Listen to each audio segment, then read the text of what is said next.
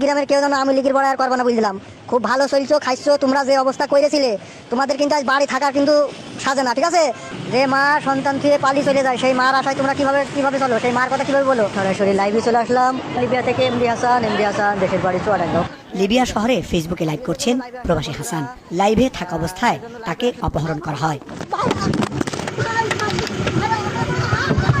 চাঞ্চল্যকর নিউজ হচ্ছে যে লাইভের অংশবিশেষ দেখেছেন, এই লাইভটি যিনি করছিলেন তার নাম হচ্ছে হাসান আলী। তিনি বিএনপির একজন কর্মী অথবা নেতা, যিনি লিবিয়ায় বসবাস করেন।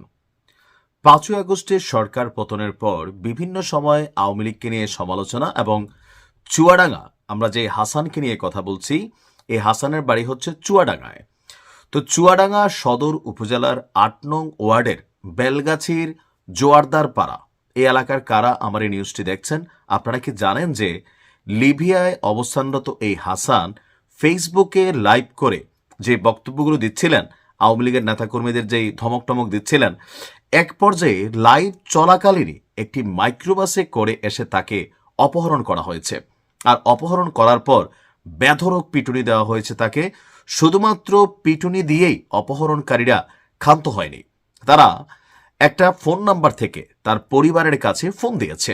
এমনকি ফোন দেওয়ার পর তার পরিবারের কাছে ৩০ লক্ষ টাকা চাঁদা দাবি করেছে। কারা এই হাসানকে আসলে অপহরণ করলো অথবা কেনই করলো? যেই প্রতিবেদনটি আমি দেখেছি মাছরাঙা টেলিভিশন থেকে, সেখানে যতটুকু দেখলাম যে এই হাসানের আইডিতে গেল ৫ই আগস্টের পর থেকে ক্রমাগতভাবে চুয়াডাঙ্গার স্থানীয় মাদক ব্যবসায়ী, চুয়াডাঙ্গার আওয়ামী লীগের নেতাকর্মীদেরকে বিভিন্ন সময় তিনি বিভিন্ন রকম সমালোচনা এমনকি অনেক ধরনের বক্তব্য দিচ্ছিলেন, যেগুলোতে স্থানীয়ভাবে আওয়ামী লীগের নেতাকর্মীরা ক্ষিপ্ত ছিল। কিন্তু লিবিয়ায় বসে কারা তাকে আসলে অপহরণ করলো?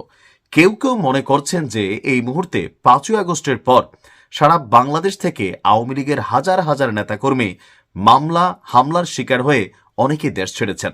আর বিদেশের মাটিতে বসে, ইউরোপ অথবা আমেরিকাতে বসে যে কোনো দল নিয়ে আপনি যতটা কথা বলতে পারেন, কিন্তু লিবিয়া যে রাষ্ট্র, এটা একটা অপরাধ প্রবণ রাষ্ট্র। এখানে দিনে দুপুরে প্রকাশ্যে ডাকাতি হয়, অপহরণ হয়, মানে গোলাগুলি হয়। এখানে কিন্তু খুব বেশি আইন বিচার কানুন নিয়ম এগুলো চলে না।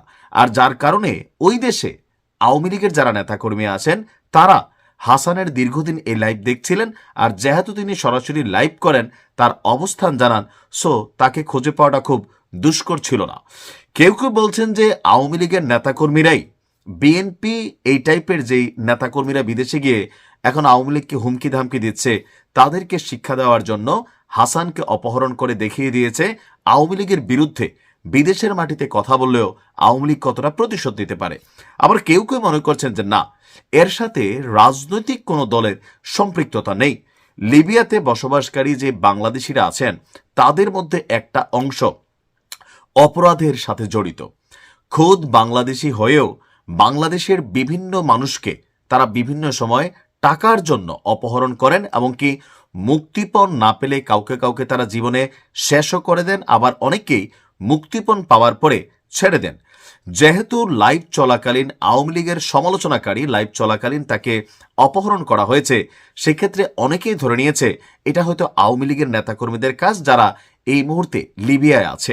তবে টোটাল ঘটনা যাই হোক, একটা জিনিস কি, আমরা যারা দেশের বাইরে থাকি বা পৃথিবীর বিভিন্ন দেশে থাকি, বাংলাদেশের রাজনীতি নিয়ে ওই যে ধরেন আমরা যেমন এই হাসানের বাবা একজন দিনমজুর, বিএনপি ক্ষমতায় আসলো, তার বাপের কিছু যায় আসে না, তার বাবার ছবি আমি দেখছি, খুবই দরিদ্র অসহায় একটা ফ্যামিলি থেকে উঠে আসছে হাসান। কিন্তু এই যে রাজনীতির যে রক্ত, রাজনীতির যে পোকা, এটা শরীরের মধ্যে দৌড়ায়, দায়ের থেকে আসার বেশি টাইপের যে অ্যাক্টিভিটিস, এগুলো কিন্তু আমাদের মধ্যে আছে।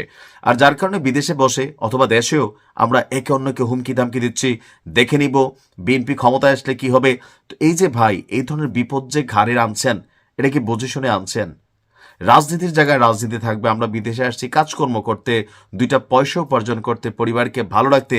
এখানে বৈশা বৈশা দলের পক্ষে কাউকে হুমকি ধামকি দেওয়া অথবা বিপরীত দলের কাউকে হুমকি ধামকি দেওয়া, এটাতে আসলে লাভ কি হয়? দিন শেষে কোনো দলই তো চিরজীবন ক্ষমতায় থাকবে না। আওয়ামী লীগ পারছে ক্ষমতায় থাকতে, এত প্রভাব প্রতিপত্তি সবকিছুর পরে তাদেরও পতন হয়েছে। আজকে আওয়ামী লীগের পতনের পর অনেক ধরনের মানে ঘটনা ঘটছে, যেগুলো আগে আওয়ামী লীগ ঘটেছে, এখন বিএনপি বা জামাতে ইসলাম বা অনেকেই এখন এগুলো ঘটাচ্ছেন। এতে রেজাল্ট কি তৈরি হচ্ছে? জিরো। আওয়ামী লীগের হাতে যখন ক্ষমতা ছিল তারা অত্যাচার করছে, এখন ক্ষমতায় আসার আগেই অনেকে অত্যাচার করছেন, হুমকি ধামকি দিচ্ছেন। আপনি হয়তো বিদেশে আছেন, আপনার পরিবারটা তো দেশে আছে, তাদের সাথে একটা দুর্ঘটনা ঘটলে আপনি বিদেশে বসে ফেসবুকে লাইক করা ছাড়া আর কি করতে পারবেন? আজকে হাসানের বাড়িতে বিএনপির নেতারা গেছে, অনেকেই গেছে, কিন্তু লাভ কি হবে? এই নেতায় গিয়ে কি 30 লক্ষ টাকা দিবে হাসানকে মুক্তিপণ? দিবে তো না।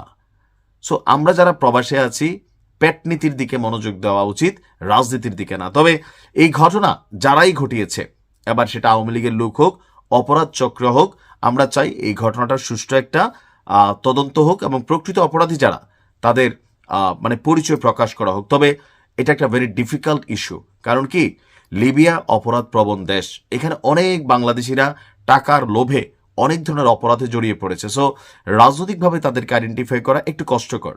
আর আমরা যারা বিভিন্ন দলের নেতাকর্মী আছি, বিদেশে আছি, এই ভিডিও থেকে শিক্ষণীয় অনেক কিছু আছে।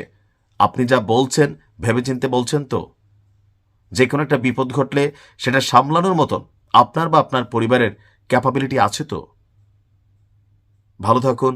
আসসালামু আলাইকুম।